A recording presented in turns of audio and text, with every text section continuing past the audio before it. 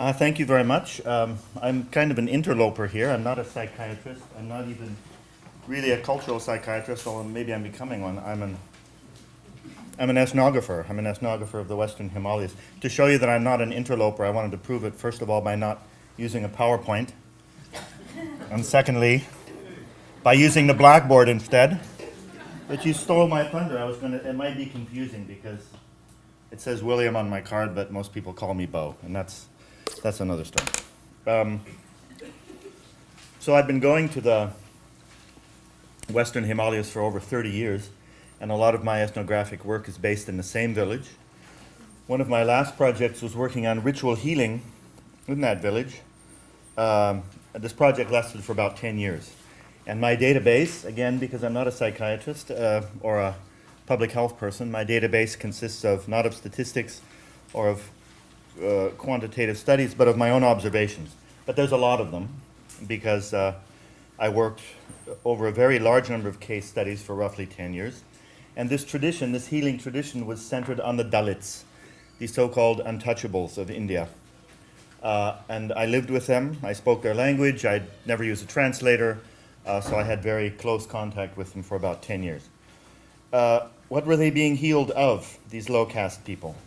Well, the title of the book suggests it. The book that I published on this is called God of Justice, Ritual Healing and Social Justice in the Western Himalayas. So I try to make the connection between the oppression of this particular group of people and the kinds of suffering that they endure and the kinds of healing techniques that are used for that. And the very title points to the interplay of issues of social justice with health. The book, of course, has a complex story, and I don't have time to go into all the details. The rituals themselves are very dramatic. There's lots of possession and trance and animal sacrifice and so forth. And because of the very intense nature of the rituals and these people's social position, I myself had some religious and existential and ethical crises, and if you want to read about them, you have to buy the book. If you were anthropologists, I'd give you lots of ethnographic detail to back up my argument. But with all of the possession and animal sacrifice and trance and so forth, this very easily becomes an example of what Rachel just warned us against, that is exoticizing the other. And I don't have time for it anyway, so I will avoid. Instead, I want to go on to talk about how this all relates to the global health movement. So here is a very condensed version of my argument in the book. The argument is that tension and strife in the social environment often lead to physical and psychological affliction. These tensions are especially salient within the family. Quarrels over land, jealousy at others' success, abuse and exploitation of young brides, conflict between the generations, pressure on people to do well in school, demands from newly wedded couples to have children. These are typical sources of great psychological stress. And my book describes in great ethnographic detail a ritual system in which these conflicts are identified, named, objectified, and exorcised, very often in the form of ghosts and demons. Most importantly, the parties to the dispute, those who are engaged in these forms of conflict, are pushed and pulled and cajoled and threatened until they join hands, as it were, metaphorically, well, literally actually, and perform a common ritual. They forgive each other in a public and formal and ritualized way. They have a common meal. And this might be people who have not eaten together for years because of their conflicts, perhaps not even in generations. Now, we've talked a lot. I'm so glad you came in, Vikram. We've talked a lot about the social determinants of mental health. You will find this phrase in the foundational documents of the global health movements. Well, my book is all about the social determinants of mental health and illness. It is about social causes of mental distress and behavioral disorders. And it talks a lot about the social and cultural location of their cure. Before I continue, I want to make my own position clear. What I'm trying to do in this paper is to promote pluralism in mental health. I think it's good that these systems exist, and I would be very sad to see them disappear. And I also value controversy and critique. I think that's what academic life is all about. So I'm trying to be controversial so that we can stimulate a discussion. And I hope you take it in the positive sense in which it is intended. I share Derek Summerfield's concern that global mental health is or might become a form of neo-imperialism. I fear that global health movement might lead to doing away with these traditional forms of healing. I fear that global health might well lead simply to more psychiatry, more psychopharmaceuticals, and more mental institutions. Now, my colleagues in this area, my old friend Vikram Patel and my new friend Joop de Jong, say to me, no, Bo, you've got it all wrong. We are deeply interested in ritual traditional healing. We are respectful of it. There is no conflict between the universal claims of Western psychiatry on the one hand and the particular local healing traditions on the other. This is not about more psychiatrists. It is not about mental institutions. Oh no. It is about decentralization. It is about local control. It is about empowering local people. But I think that this claim is belied, at least partly belied, by the rhetoric of the global mental health movement. And I want to take you back to Vikram's lecture this morning to show how. Now, Vikram is, of course, right. Every culture has a concept more or less equivalent to mental illness, or at least, behavioral disorder. And more or less everyone recognizes something like mental illness. And similarly, everyone has a cure, a method for dealing with it. And these methods often involve religion and ritual.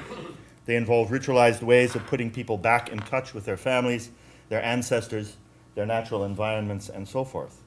These kinds of what I will call mental health therapy, I mean, we could argue about the term, but let me just call it that. These kinds of traditional mental health therapy are universal. Everyone has them. They are not just in India and Africa. They are here in Montreal, and they're in Paris, and they're in Heidelberg. It's not a case of exotic Asian people. It's something that everybody's got. And yet, advocates of global mental health often talk of a treatment gap. This morning, Vikram cited a figure of 90%. There is no treatment gap. Certainly, there are many places where Western psychiatry does not exist, but there's no treatment gap. It's only you call it a gap if these traditional methods don't count as treatment. Psychology counts, psychiatry counts, pharmaceuticals count, but traditional healing evidently does not. Otherwise, you wouldn't call it a gap. And what are the figures quoted to back up this claim that there is a treatment gap? The number of psychiatrists per unit of population, the availability of drugs. This is what is used to prove the fact that there is a gap. But indigenous medicines are there. Indigenous healers are there. I think it was Joop quoted the verhältnis, the relationship of healers in most traditional societies. There's a lot of them, a lot more than psychiatrists or psychologists. Or again, Vikram, you're my old friend. I don't want you to, this is positively meant. You're the advocate, so I'm picking on your speech. Vikram talked about people's health in people's hands. Well, this is people's health in people's hands. And these methods are often quite effective, at least as effective as Western psychotherapy, as one of the people showed. Now, of course, there are abuses, there is quackery, there is exploitation of clients, there are ineffective treatments. Oh, you thought I was speaking about psychiatry, didn't you? No, actually, I'm speaking about traditional healing. There are abuses there, too, as well as in psychiatry. But just as we do not condemn the discipline of psychiatry because of some abuses, similarly, we shouldn't condemn all of traditional healing because we can find the occasional abuses, including my favorite case that I mentioned yesterday, the traditional healer whose method consists of hitting his clients over the head with wooden chairs. Now, let me make my position clear. I am in favor of pluralism in mental health. I do want psychiatry and psychopharma to be more widely available. This is a good idea. Many people would benefit from this. I can repeat it if you want, but you have no argument from you there. I think it would be good if modern scientific mental health interventions were more widely available, no doubt about it. I've said it twice. But the rhetoric of global mental health clearly ignores ritual healing, traditional healing, what we might call indigenous mental health therapy. It ignores these forms of treatment, these perfect examples of people's health in people's hands, as if they did not exist. And by doing so, it shows that indeed the movement is largely about importing Western psychiatry and psychology into those countries that don't have it. It is about replacing local systems with Western ones. Now, it is perfectly legitimate to make this argument. It is perfectly legitimate to say that you want to replace or augment traditional mental health therapies with psychiatric ones. I think that if you use the word replace, the position is wrong. And I also think it's impractical, because you'll never replace traditional healing with modern healing. They serve different needs. They have different clientele. They're not addressing exactly the same problems. And that is why no matter how modern and scientific and high-tech your mental or other forms of health delivery are, these kinds of alternative medicines will persist. In fact, they're growing in North America and Europe as far as we know. Anyway, my point is that this is a legitimate position. If you want to replace it, fine. In fact, I would think it's the dominant position, the most powerful position in the field of global health, including global mental health. But you should say what you mean and not cloak the position under the rhetoric of pluralism. And if we're serious about pluralism, then we have to think seriously about how to promote it. Let me develop these thoughts a bit further. I've given you my own theory, in a nutshell, of how ritual healing works in my field area, in the tradition that I studied. Can this model be generalized? No. In fact, all of these systems of healing that we call traditional healing have very little in common. They are extremely diverse. In the tradition that I studied, diagnosis through oracular possession is common, while others make use of different techniques: dreams, prayer, the reading of bones, psychological persuasion, aesthetics, narrative, the placebo effect, memories, social support networks, herbal medicines, surgery. Got lots of citations in that list, right? You can make a long, long list of the techniques that are used. Empirically, the various techniques that we label ritual healing are exceedingly various and will be lost if we try to develop a definition of traditional healing based on particular traits. In fact, it is difficult to define ritual healing at all because it is nothing more than a leftover category. It is a set of practices defined in terms of what they are not. They are not medical, they are not scientific, they are not mainstream, they are not recognized. Biomedicine is supported by, including psychiatry, is supported by a worldwide network of medical schools, government health systems, peer-reviewed journals, conferences like this one, pharmaceutical industry, the list goes on and on. It's extremely powerful. And that's the first thing that I tell my students, or tell myself if I'm doing research. The first thing you have to take note of if you're working on traditional healing is it's in a weak position. This is an asymmetrical relation. This is David and Goliath, and these systems have less political power, less financial power, less epistemological power, less social status. They're very weak relative to this universal biomedical. We were warned about calling it a system. That's true enough. It's not necessarily one thing, but it hangs together pretty well, and it's represented in the government health industries, and you sort of know what I mean. So what do they have in common? Nothing. They are the traditions of small people, weak people, poor people. As opposed to the health-related disciplines of medicine, psychiatry, and so on, these are what I like to call the undisciplines. And the whole force of my paper is to argue that they are of value, that they represent sources of valuable knowledge, that it would be a great misfortune if they were lost, that if we do lose them, this will have a negative effect on the mental health of the people whom they serve. In the paper, I make the following points about traditional healing generally. How much time do I have left? First of all, these systems tend to integrate sufferers in terms of local cosmology, language. 5 minutes? 5. Only 5, oh dear. 10, okay, that was easy. General points about traditional healing.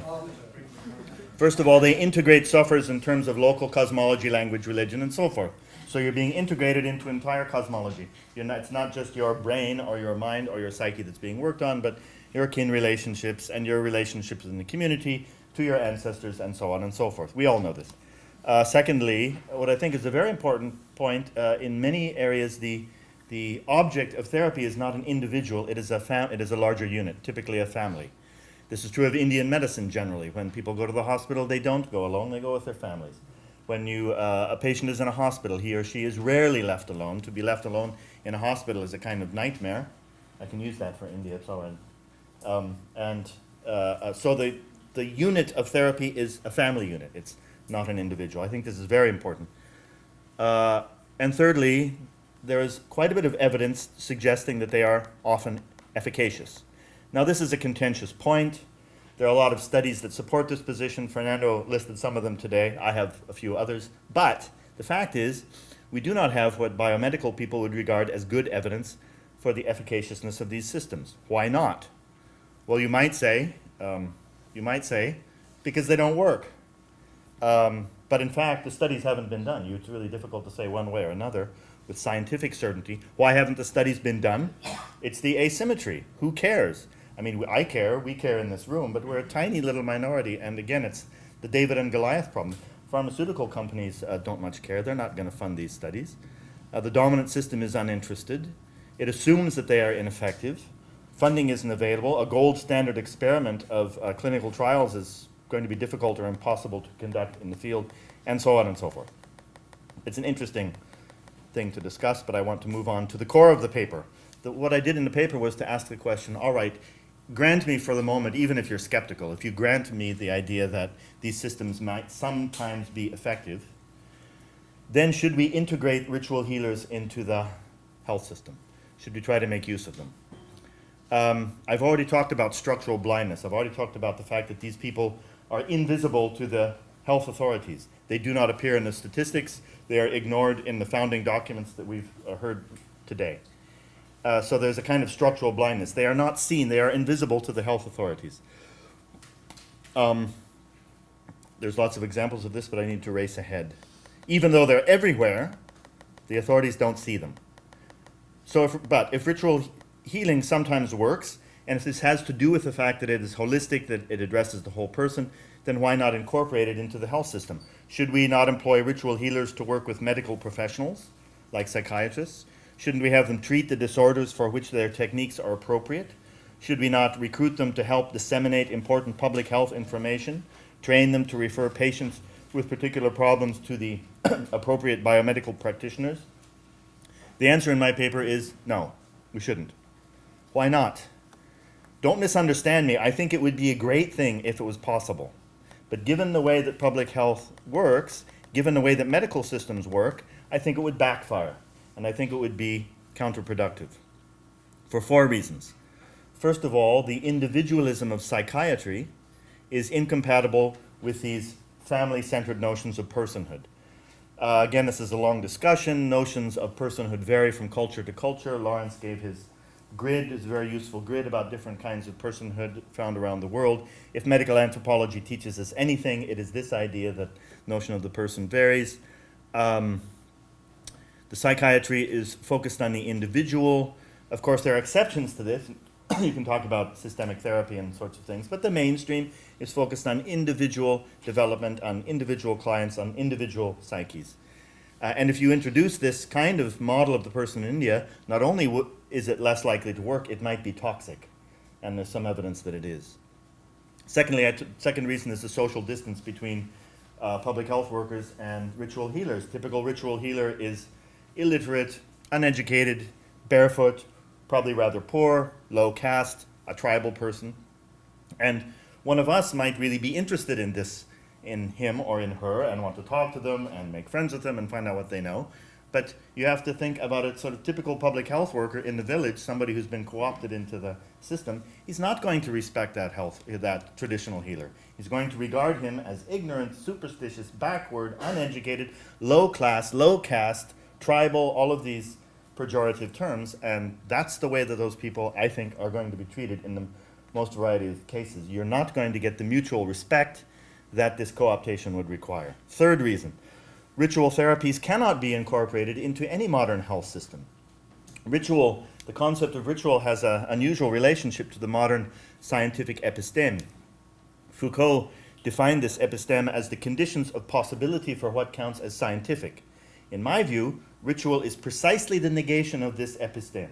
It's exactly, ritual is defined as something that inherently is unscientific, which is one of the things that makes it such an interesting category.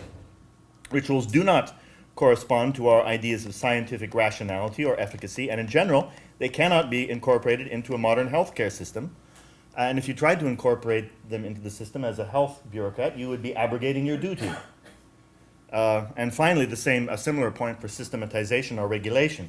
If you were to incorporate them, then you have to count them, you have to make sure they're safe, you have to license them, you have to categorize them, and if, as a public health worker or a health bureaucrat, if you don't do that, you're not doing your duty. That's your job, is to make sure that they're safe, to make sure that they can be fit in, to categorize them, and so on and so forth. An official health regime requires the systematization of practices so that they can be monitored, controlled, and improved, if for no reason than reasons of size, as Vikram said this morning.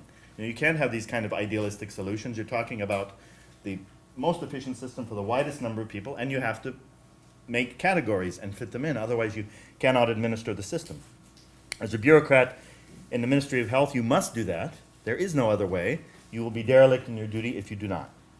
But ritual healing is not systematic. It is not a single thing. It is only a bunch of loosely related practices defined by the fact that they do not fit into the scientific mainstream. It is therefore recalcitrant to this kind of standardization, and if you manage somehow to do it, you will kill it. Now, I've tried to be provocative in the paper and tried to be provocative now. Why should I provoke you? To maybe make you think. But if I'm going to try to make you think, I should be willing to change my ideas a little bit too. And I have done over the course of the conference, a tiny little bit. It was actually Walcott's paper, I think he's coming next. The idea that there can be a true, meaningful interaction between public mental health and local institutions. The Jamaican example, which we're going to come up to. What Kwame called not just engagement, but marriage. Still, I suspect that the Jamaican model might be steamrolled if global mental health came into your country.